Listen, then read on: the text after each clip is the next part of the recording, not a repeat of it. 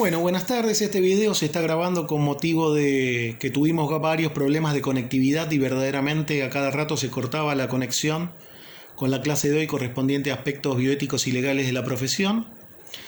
Entonces vamos a grabar un video. La clase pasamos de desarrollarla de modo sincrónico a modo asincrónico.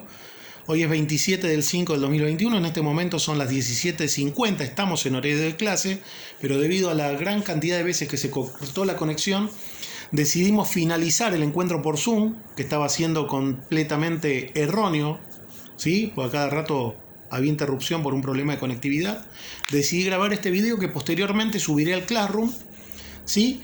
Con el contenido de la clase de repaso correspondiente al día de hoy, 27 de mayo, previa al primer examen parcial de la asignatura, que será la semana que viene.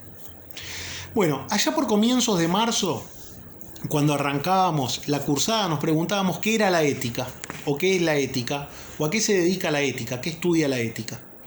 ¿Sí? Podemos decir que la ética se relaciona con el estudio fundamentado de los valores morales que guían el comportamiento del ser humano en la sociedad.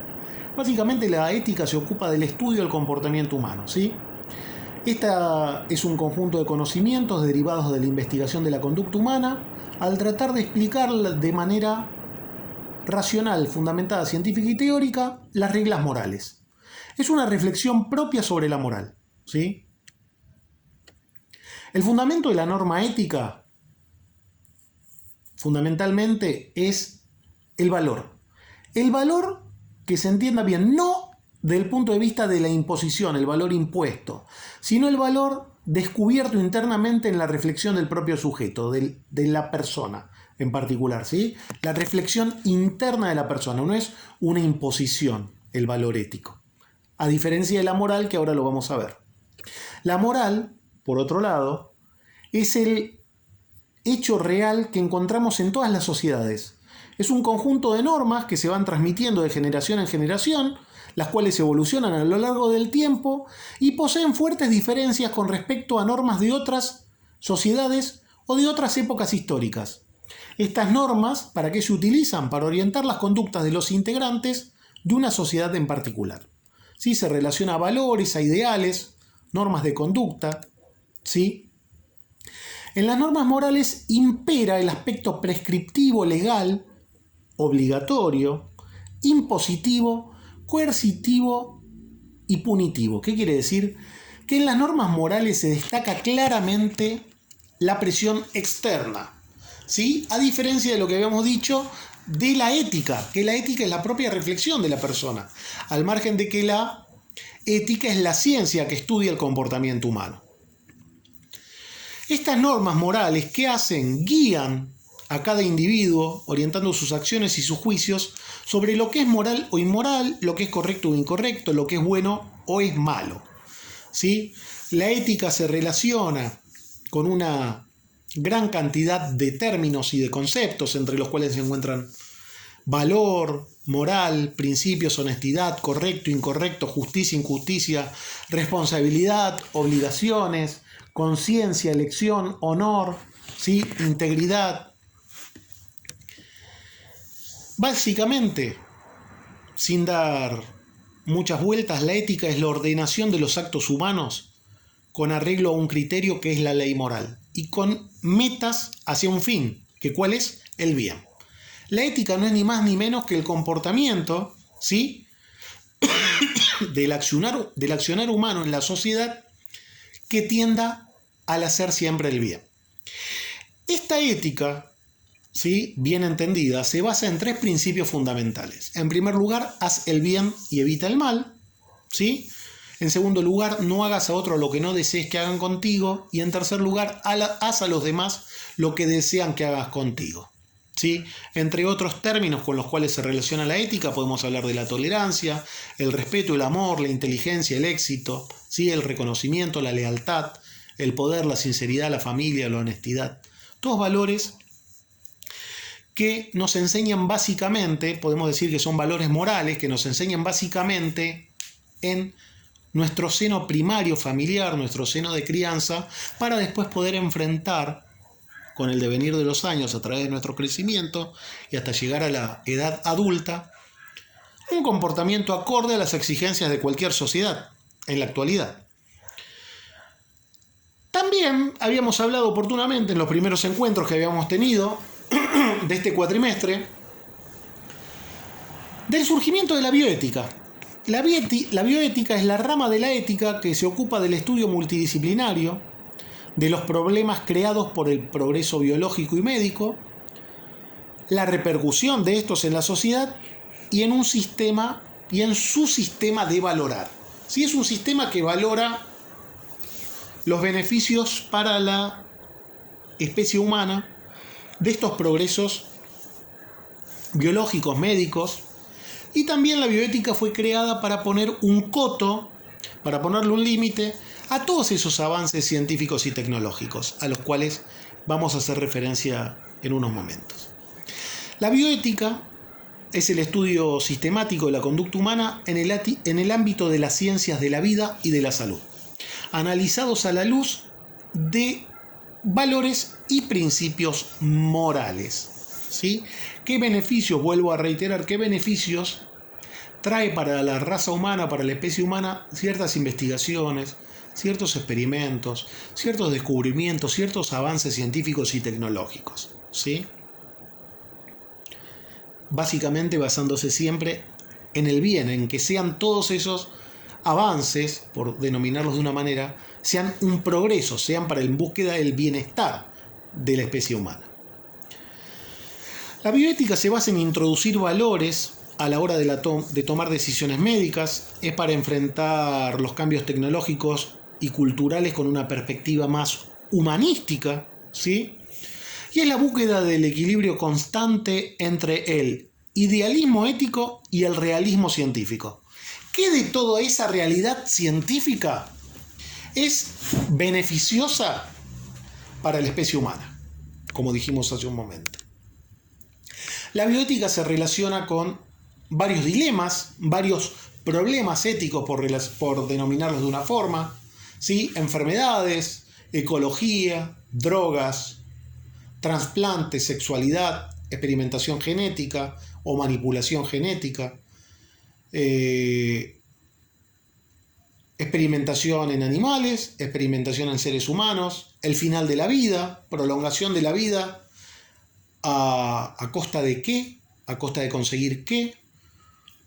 Pasa a determinarse en un momento lo que se denomina encarnizamiento terapéutico, prolongación de la vida a través de medios artificiales donde la persona pierde básicamente la categoría de persona, nada más que con fines experimentales o egoísmo personal, podríamos denominarlo también.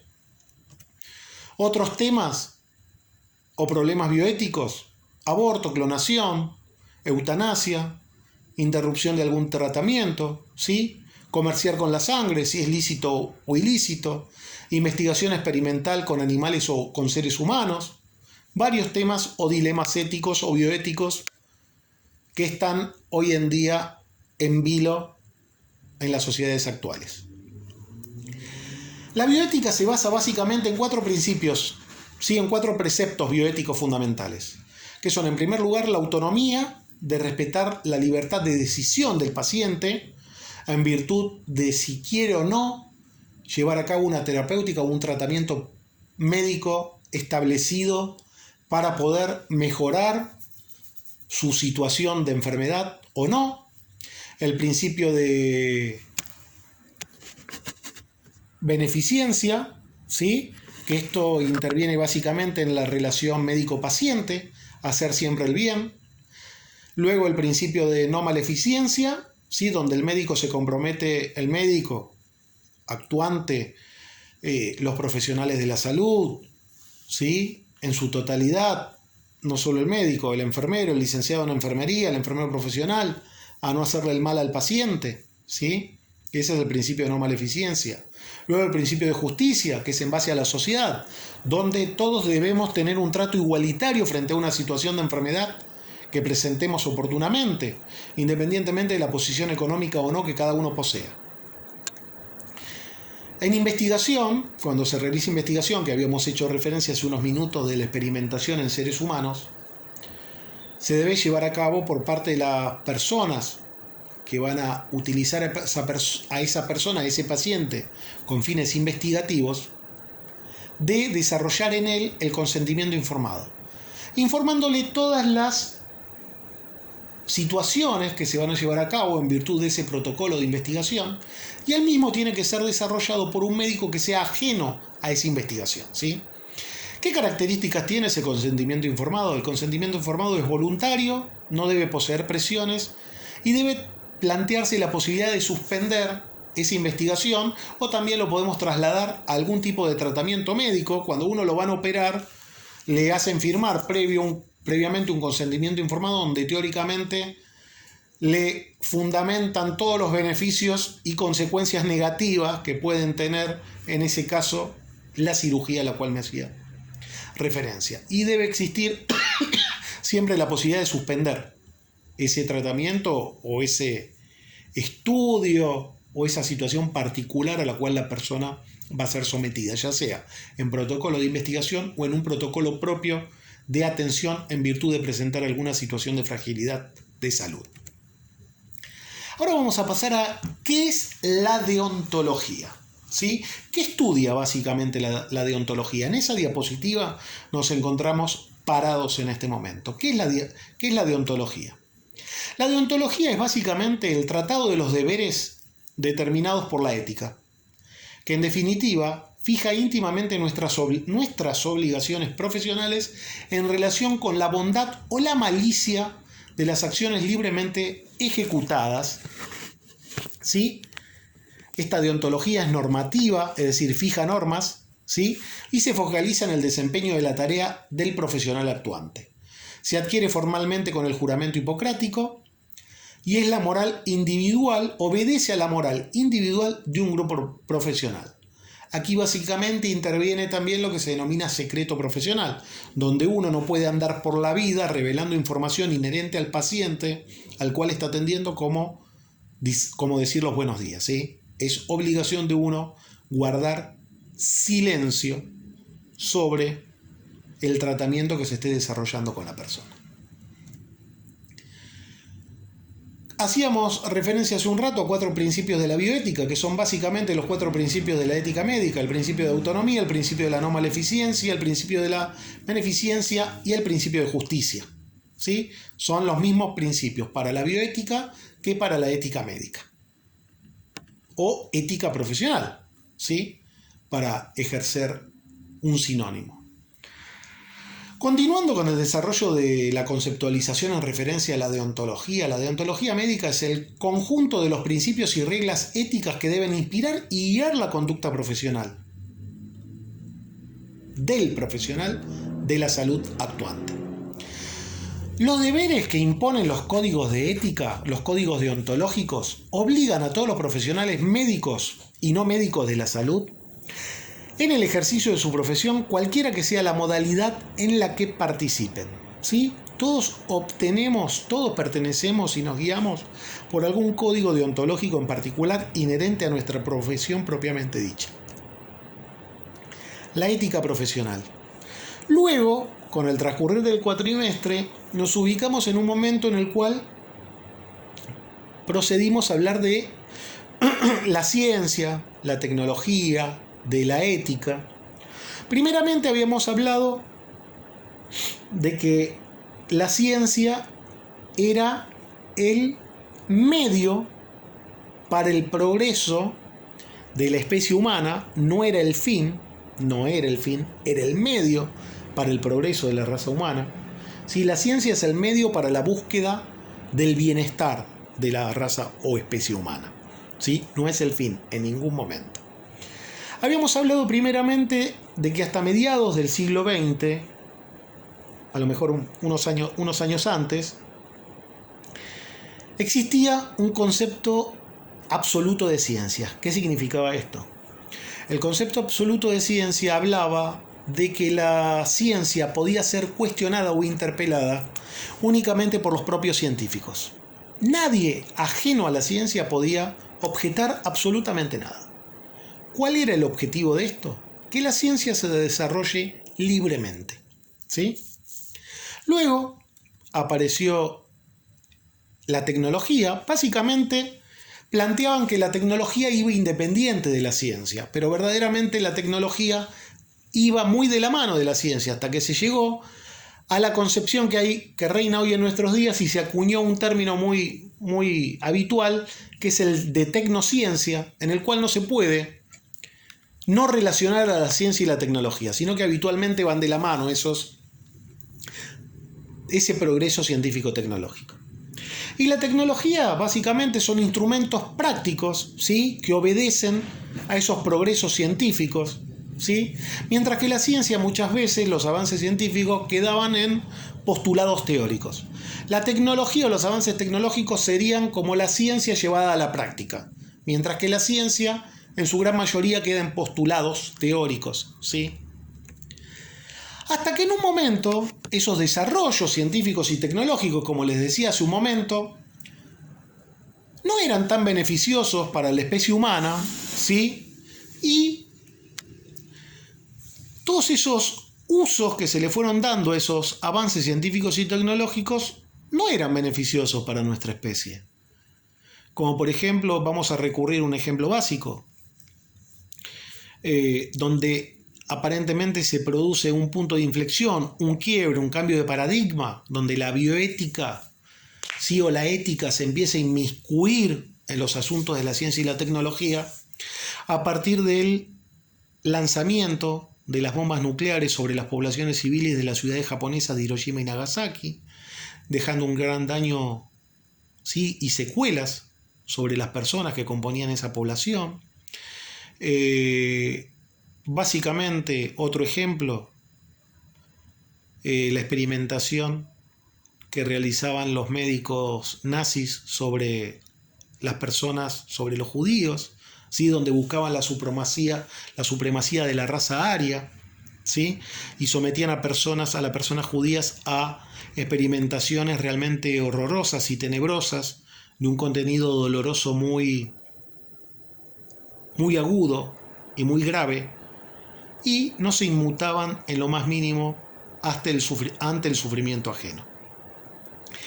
Uno de los médicos principales que llevó a cabo toda esta ejercitación catastrófica, por denominarla de alguna manera, fue el doctor Mengele, ¿sí? Bueno, a partir de ese momento se produce, como fuimos desarrollando oportunamente durante el cuatrimestre, un punto de inflexión, un quiebre, ¿sí?, una ruptura, un cambio de paradigma, y la bioética empieza a inmiscuirse en los asuntos de la ciencia y la tecnología.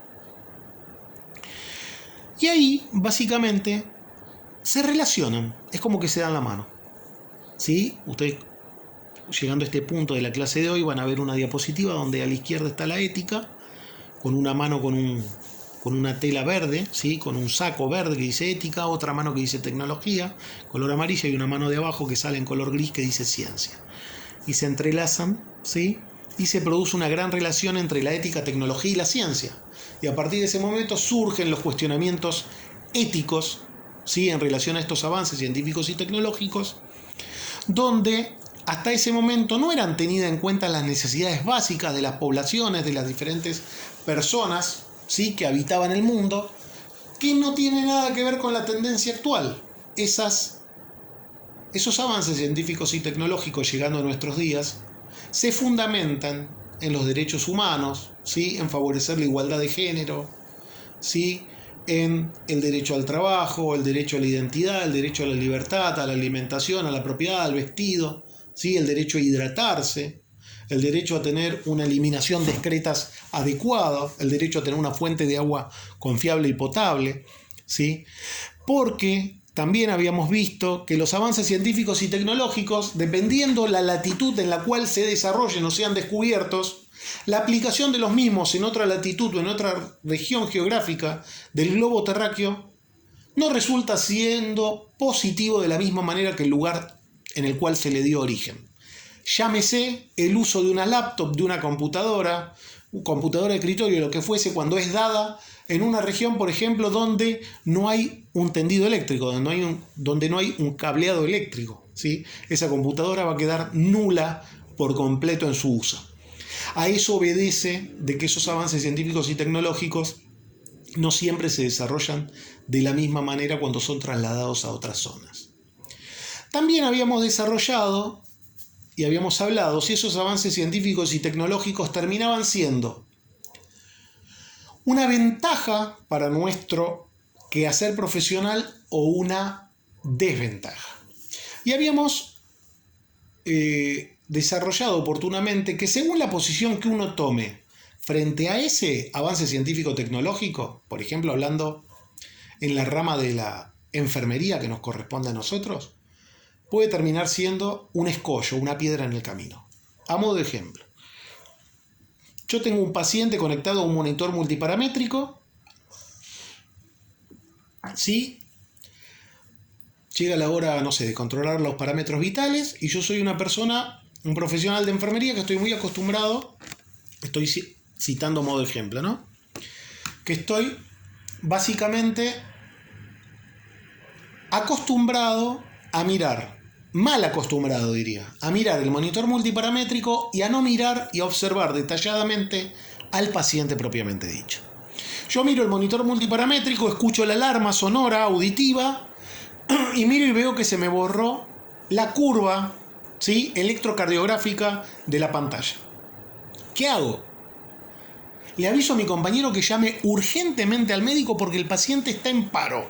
Hay asistolia, no hay lectura de curva electrocardiográfica en la pantalla del monitor multiparamétrico. ¿Qué interpreto yo? Que hay asistolia, paciente en paro, le digo que llame al médico. Va, se lo llama al médico todo, y me doy cuenta que por no haber mirado al paciente como debía, por no haber utilizado la principal herramienta que posee la enfermería para ejercer su función de cuidado, que cuál es la observación, por no haber desarrollado una observación debidamente realizada, viene el médico y me dice: ¿no ve, enfermero, que se le desconectó el electrodo al paciente, por eso no hay lectura electrocardiográfica? Y usted me viene a llamar diciéndome de que el paciente se encuentra en paro. Por eso, moraleja, algo positivo que hay que rescatar de esto, que es lo siguiente: los avances científicos y tecnológicos son beneficiosos para el desarrollo de nuestra profesión, de nuestro quehacer profesional, si nosotros actuamos en virtud de la situación en particular. Porque haya un monitor multiparamétrico muy lindo, muy hermoso, con curva electrocardiográfica, con curva de tensión arterial, sistólica, diastólica y media, con curva de frecuencia respiratoria, con curva de saturometría de oxígeno, de presión de dióxido de carbono, de lo que se quisiese medir, no significa que debe quedar abolida la observación bajo ningún concepto. La clínica, alguna vez alguien dijo, es soberana y verdaderamente que lo es. Bueno, continuando. Decíamos que esos avances científicos y tecnológicos, en la tendencia actual, son contempladas a la hora de desarrollarlos las necesidades básicas del ser humano, a las cuales hice referencia hace un momento. Ahora vamos a hablar de algunos conceptos en aspectos legales, ¿sí?, que fuimos desarrollando también en unas clases anteriores, a esta última previa al primer examen parcial de la materia. Habíamos hablado de qué era responsabilidad y que debemos conocer algunos conceptos legales que no son de gran utilidad para saber qué nos atañe en referencia a algún tipo de reclamo que podamos vernos en la necesidad de enfrentar. La responsabilidad es la obligación de rendir cuentas por nuestros actos. Y por lo tanto, la responsabilidad como deber, ¿sí?, significa responder por ellos ante un tribunal. La responsabilidad se denomina responsabilidad moral cuando el tribunal es Dios o la propia conciencia, y se denomina responsabilidad legal cuando el tribunal básicamente es el Poder Judicial. En cuanto a la responsabilidad, ya saliendo de lo que es responsabilidad civil, vamos a pasar a lo que es responsabilidad médica o responsabilidad profesional, ¿sí? Así como existe una ética civil, existe una ética profesional, existe una ética médica, existe una ética de enfermería, ¿sí? Existe una responsabilidad civil y una responsabilidad médica o responsabilidad profesional. O responsabilidad de enfermería, que más adelante también la vamos a ver. En cuanto a la responsabilidad médica, no se distinguen los códigos que rigen toda la parte legal, por ejemplo, imperante en la República Argentina, hay dos tipos de códigos: un código civil y un código penal. ¿Sí? En los códigos hay una forma civil y una forma penal. ¿Qué quiere decir? Que se dan leyes que regulan los asuntos de la vida cotidiana, ahí se refiere al código civil, y los que castigan ciertos delitos que se cometen, por ejemplo, el código penal. ¿Qué se regula a través de esto?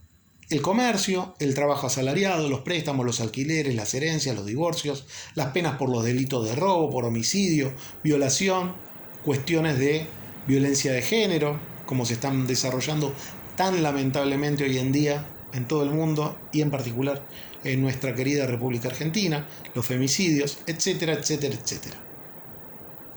La responsabilidad médica o responsabilidad profesional actuante quedará configurada. A esto obedece, también se lo puede tomar como sinónimo de mala praxis, pero verdaderamente está correctamente llamado responsabilidad médica del profesional actuante. Quedará configurada, es decir, demostrada, cuando se demuestre una acción típica, antijurídica y culposa en sede penal. Se debe estar en sede penal para poder demostrar la mala praxis o la responsabilidad médica del profesional actuante o la responsabilidad de un profesional en relación al ámbito sanitario. ¿Sí? Hablando de doloso culposo, como les decía hace un momento, el texto del código también nos sirve para saber cuáles son los delitos imperantes más frecuentemente en una época. Pues un delito previsto será un hecho que acontece con relativa frecuencia, ¿sí? Y en las penas aplicadas a cada delito se distingue o no si hay intencionalidad, es decir, dolo o culpa. Y cuál es la categoría de la víctima y cuál es la categoría del agresor, ¿sí? Así la pena será mayor si se ha hecho adrede, ¿sí? Es decir, si se ha hecho con intención, ahí adquiere la figura de dolo, y menor será la pena si ha sido un accidente, y ahí adquiere la figura de culpa o culposo. Algunos autores definen a la responsabilidad como un auténtico sinónimo de conciencia. Elementos constituyentes en responsabilidad profesional o médica. Para que se demuestre en sede judicial algún caso de responsabilidad profesional o responsabilidad médica, los elementos para constituir esa demostración deben ser el autor, el acto médico, el elemento objetivo, el elemento subjetivo y la relación de causalidad. ¿Sí? Deben existir todos esos puntos para poder comprobar algún hecho en relación a mala praxis, entre comillas, o relacionado a responsabilidad profesional o responsabilidad médica. ¿El autor a qué se refiere? Es el profesional médico que ejerce la medicina en las condiciones estipuladas en la Ley del Ejercicio Profesional de la Medicina, que es la Ley 17.132. En segundo lugar, el acto médico. Esto es fundamental, ya que el reclamo debe ser por una acción hecha como médico. En tercer lugar, el elemento objetivo obedece al daño ocasionado al paciente, que puede ser algún tipo de lesión, lesiones o, en algún caso, la muerte. El elemento subjetivo está constituido por la demostración de la culpa por parte del médico, que documenta la impericia, la imprudencia o la negligencia. La impericia es la falta de pericia o de práctica, es sencillamente obrar de menos, ¿sí? Eso es la impericia. La imprudencia es obrar de más, es decir, hacer más de lo que hay que hacer o se debería hacer. La negligencia es obrar de menos, es decir, no hacer lo que se debiera o debería realizarse. Y el quinto punto, la relación de causalidad, de la cual habíamos hablado hace un momento. Para que exista la responsabilidad deberá entonces demostrarse en forma indiscutible que las lesiones o la muerte son consecuencia directa del accionar médico. Vuelvo a reiterar, para que haya algún reclamo debe hacerse en sede judicial y deben contemplarse todos estos elementos constitutivos, ¿sí? Son constitutivos, es decir, que constituyen un acto de responsabilidad médica o profesional o, entrecomillado, mala praxis, mal llamado mala praxis. Ahora vamos a desarrollar lo que es la responsabilidad profesional de enfermería, algunos aspectos legales en general, y en particular vamos a hacer referencia a los registros de enfermería, los cuales habitualmente en el quehacer profesional de enfermería es muy común subestimar el valor de los registros escritos y no darle la importancia que estos ameritan. No se tiene en cuenta que ante un proceso judicial son un valioso instrumento que puede evitar o contribuir a la decisión de imputar legalmente a un profesional. ¿Desde qué punto de vista? Desde el punto de vista de eximirlo de responsabilidad, en el caso que los registros detallen nuestro correcto accionar de enfermería, ¿sí? O condenarlo cuando no hay registro alguno, o los registros son deficientes, o están mal confeccionados e incompletos, ¿sí? Por ello es necesario que toda acción u observación de enfermería quede registrada en forma oportuna y fehaciente. Claramente esto está contemplado en la Ley 24.004, que desarrollamos en la clase anterior a esta a través de un book creator, ¿sí? De un audiolibro que desarrollé oportunamente para la clase.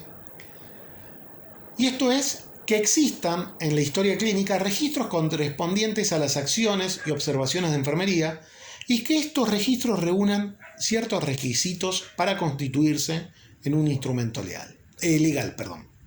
Deben ser claros, deben ser legibles, deben estar completos, sin abreviaturas personales, con fecha y hora, firma, aclaración y número de matrícula profesional. Y por lo tanto, pueden ser utilizados en un proceso judicial.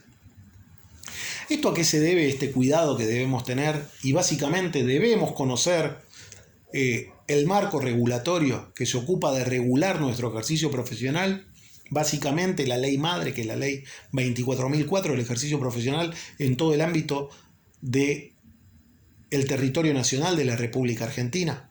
Porque el actual nivel de litigiosidad en el campo de la salud es abrumante y estos registros deben contener detalles incluso de la evaluación inicial de enfermería al momento del que el paciente ingresa. Aquí entra en juego la observación, herramienta fundamental del cuidado enfermero.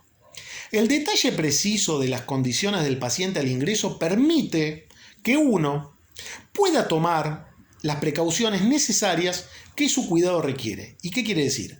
Para evitar tener que responder por preexistencias no detectadas oportunamente. Por ejemplo, un golpe, una laceración, una lastimadura X, un hematoma que el paciente pueda traer producto de una caída si fue derivado de algún tipo de otra institución sanitaria o si vino de la casa, ¿sí? Si yo eso no lo registro oportunamente como profesional actuante de enfermería en este caso, pueden efectuar algún tipo de reclamo legal y me puedo ver inmiscuido en un asunto que realmente al cual soy ajeno, ¿sí? Porque esto ocurrió en otro momento del tiempo, fue ajeno al ingreso de ese paciente a la institución sanitaria donde yo desarrollo funciones profesionales.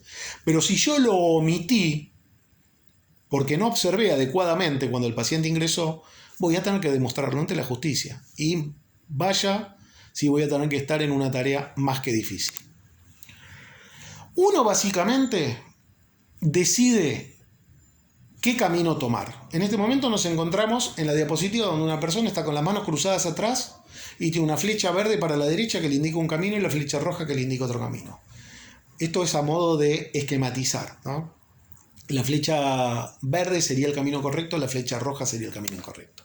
Bueno, básicamente hay que tomar el camino correcto. ¿Por qué? Porque no da lo mismo hacer las cosas bien que hacer las cosas mal, más en el ámbito profesional. Básicamente en la vida civil y en la vida profesional. Las consecuencias, ¿sí?, pueden ser completamente distintas, completamente negativas, ¿sí? A lo mejor tomar el otro camino, el camino no correcto, hace las cosas que vengan más rápido y de manera más fácil, pero así como vienen de manera más fácil y más rápida, así desaparecen también de manera fácil y rápida. Ir por el camino correcto obedece a que las consecuencias sobre el sujeto de atención, paciente y usuario, como más les guste denominarlo, es decir, la persona humana que nosotros atendemos, van a ser completamente distintas si hacemos las cosas mal. Ya la persona está pasando bastante sufrimiento, si está desarrollando algún tipo de internación en relación a su situación de salud, de fragilidad de salud, para que nosotros le agreguemos algún tipo de sufrimiento o dolor más. Respetemos los derechos de los pacientes, a ser tratados como personas, derecho a la identidad, al buen trato, al trato con respeto, al respetar sus decisiones. Vamos a sentirnos satisfechos nosotros propiamente y personalmente como profesionales y vamos a ver la satisfacción de las expectativas en el paciente, usuario, cliente, como les decía hace un momento, donde él mismo pudo ver satisfechas sus expectativas al pretender recibir cuidados de calidad y seguridad, ¿sí? Y básicamente les dejo algo a modo de reflexión.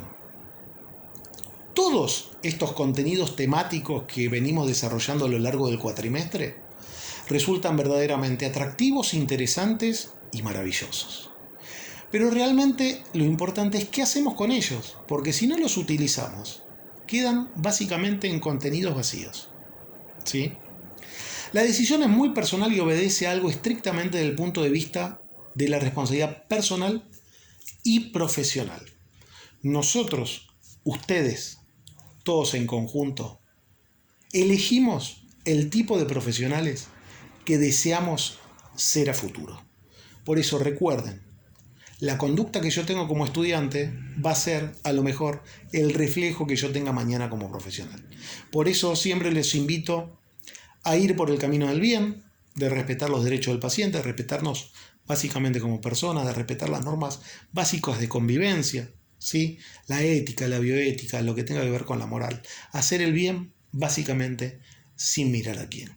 Como siempre, un placer. Les deseo mucha suerte la semana que viene en el examen. Saben que cualquier inconveniente o cualquier sugerencia, inquietud que ustedes necesiten, estoy a su disposición. Nos vemos la próxima y muchas gracias por su atención. Hasta luego.